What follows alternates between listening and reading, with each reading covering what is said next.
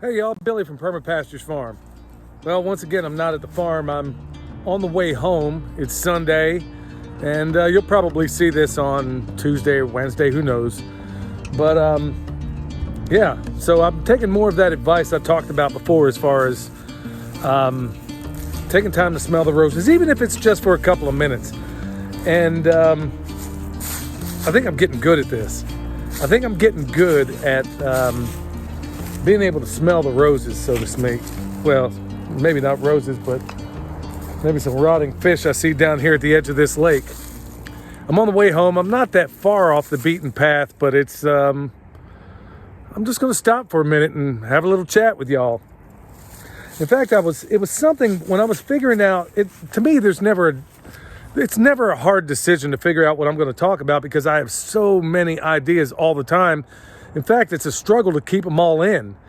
But there was something I wanted to discuss last week, and then there was a series of events that happened that gave me time when I took yesterday off, or at least Friday evening till Saturday evening off. And, there was a series of things that gave me pause and made me think about a couple of things. But hey, let's give a shout out to this environment, huh? Like I said before, ain't no doubt about it, y'all. I do live in paradise. At least it's paradise to me. It is the day the Lord hath made, and I will rejoice and be glad in it. All right, y'all. Sorry, y'all get a little choked up being out in this kind of stuff, and always love, get that excitement of seeing something new. But anyway, I was thinking about something when I was driving back last week, and it had to do primarily with, the snow was just kind of melting at the time. I'm going to kind of post this thing up a little bit so you can see it a little bit better. Last week as I was, we had a little bit of snow, or in some places with all the microclimates around here. Remember, we just did that video. There was, we had snow everywhere, especially on, the north-facing side of mountains and stuff like that. And as I was going out, like I said, I only leave maybe once a week for any period of time. I mean, I might go to the feed store maybe once or twice a week. Really not much at all. So when I was out, I noticed that not once, despite there being snow, not once did I see a kid sledding. Did I see a kid making a snowman, snowball fight? Nothing. And I was talking to a friend, and we were just kind of like thinking about the fact that, man, it sure is curious that you live in what a lot of people, a lot of people come here to vacation and stuff. But still, no matter where I drove, and believe me, I spent a fair amount of time driving around, not once did I see anybody sledding, making snowmen. How y'all doing? Not once did I see any of that. And so naturally, I overlaid it into farming. And there seems to be, I guess, I'm just going to cut right to the chase.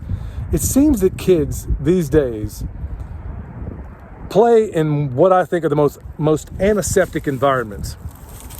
Meaning that, and you probably already know what I'm about to say here, but by and large, it seems that they derive all of their entertainment through some kind of media, whether it's a phone, whether it's social media, whatever the case may be. And I think that pretty much accounts for why I don't see any of them outside playing. And I just thought, man, when I was a kid, I remember I grew up in Oklahoma, and Oklahoma being as flat as it is, but there was an interstate that wasn't far away. Folks, every time it snowed, and it snowed every once in a while, maybe every winter there'd be some snow on the ground. It was so flat in Oklahoma that in order to sled, we would get up on the side of interstates. It's kind of crazy when you think about it. We would slide down the sides, the embankments of the interstates, just to be able to sled. Now, of course, there were video games back then, but they were typically, you had to stick a quarter in the slot, and back then, money wasn't all that ubiquitous for anybody I knew anyway. So it's just curious that, most people are inside. So that brings me on into farming. And it seems that in many ways, this antiseptic lifestyle, which I really don't know what else, kids don't want to make mud pies. They don't want to get out and go hunt. They don't want to do things that kids, I think, should do. And I think I see the same thing in the farming world as well. There seems to be a great many of us that think that farming, like a lot of our lifestyle today, should be absolutely antiseptic. Now, unless you want to stick exclusively to growing microgreens, there ain't no such thing as antiseptic farming. It doesn't exist. It doesn't exist.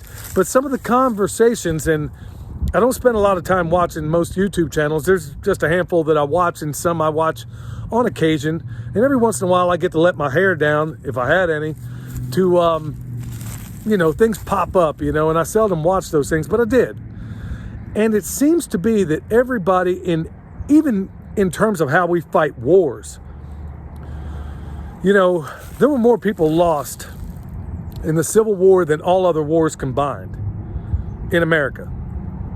Now, what that created, I think, especially in the modern sense, is we don't know what it's like, even in things like World War II, where you had Russia that lost millions, even Germany lost millions. Comparatively, yeah, every life is precious, but we didn't lose anywhere close to as many as the other countries lost. Especially, throughout Europe, Russia, and otherwise. But it's gotten us to think that all things are antiseptic, even warfare, which can't be, there is nothing nastier that mankind has invented than warfare. But even that, we've come to accept with our modern advent, where we can bomb people from drones from a guy sitting at a joystick in Langley, Virginia.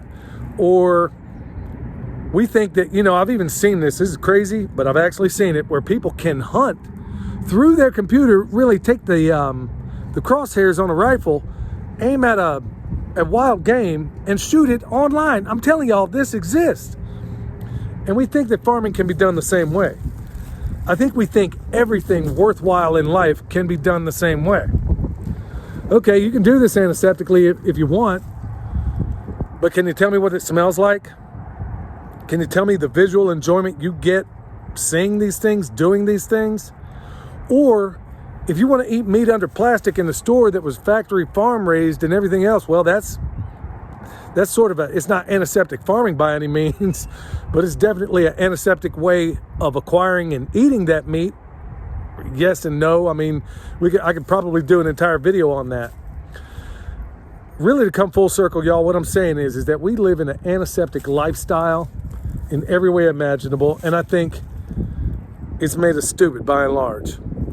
And frankly, in some ways, I've been the victim of that, because to a certain extent, and I've been trying to do more of these videos out and about and away from the house, because even in and I said it before, that quote from Mark Twain, where you can't get a charitable view of the world vegetating in your own space your whole life. So I'm making myself get out. And frankly, it's really not that hard to do in an environment like this. I'm in a park, y'all, so if you hear any noise, you'll know the reasons why. So, antiseptic farming doesn't exist.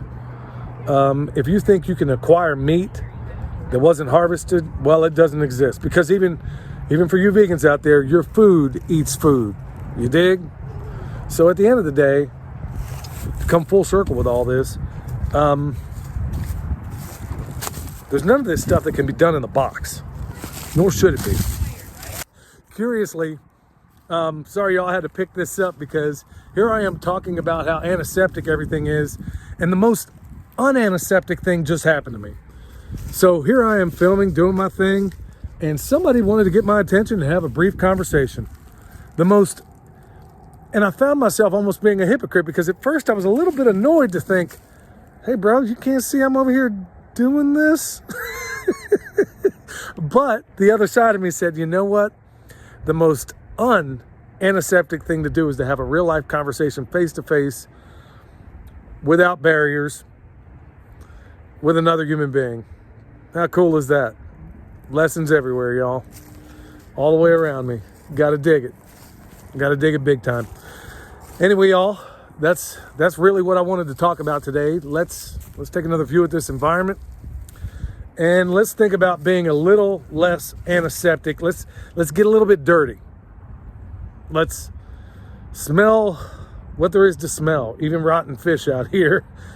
Let's see the things there are to see. Let's have those conversations. Let's get out and sled. Let's do all these things. And folks, if you have a kid that's stuck to one of these devices, pry them away from it. Like Mark Twain said, yeah, we can't get a charitable view of the world vegetating in your same spot your whole life. And I'm trying to live that a little bit better than I have. So, till next time, this is Billy from Paradise, where permaculture is my passion. See y'all next time.